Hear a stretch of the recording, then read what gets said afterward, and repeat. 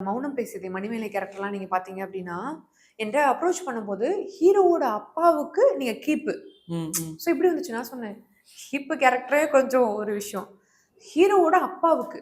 So அப்ப என்ன ஆகும்னா, நான் மலர் நிக்கிதால செகண்ட் லீட் பண்ணியிருக்கேன். ஆமா. ஸோ அதுக்கப்புறம் இது இந்த மாதிரியான டைமென்ஷன் வரும்போது என்ன பெரிய விஷயம்னா, சீரியல் நம்ம லாஸ்ட்டா நம்ம என்ன பண்ணியிருக்கோன்றத பார்த்து, அதோட கன்டினியூஷன்ல தான் வர வர அடுத்தடுத்த கேரக்டர்ஸ் வருவாங்க. ஆமா, ஏன்னா நீங்க இந்த கேரக்டர் பண்ணிட்டீங்கன்ருவாங்க எடுத்த உடனே. ஆமா. அப்போ இதோட போல்டா கேட்பாங்க இத கூட. விட போல்டா கேட்பாங்க. அட் த சேம் டைம் ஹீரோவோட அப்பாவுக்கு. ஆ. சோ அந்த மாரி கேரக்டர் பண்ணேன். But at the same time நான் இப்ப நான் பண்ணா ஹீரோயின் தான் பண்ணுவேன் அப்படின்னு நான் சொல்ல வரல. Super, so super. வந்து எனக்கு வந்து கேரக்டர் ஆர்டிஸ்ட்டா இருக்க தான் ரொம்ப பிடிக்கும் ஆக்சுவலி.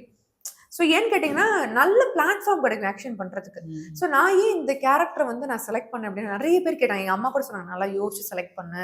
அப்புறம் பின்னாடி வந்து பேக் ஃபயர் ஆயிட போகுது." அப்ப நான் சொன்ன ஒரு விஷயம், நமக்கு நம்ம திறமைய காட்டுறதுக்கான சூப்பரான பிளாட்ஃபார்ம் இது. சோ அது மாரி தான் கதையோட அம்சம் அமையும்போது அப்படிதான் அமைஞ்சுச்சு.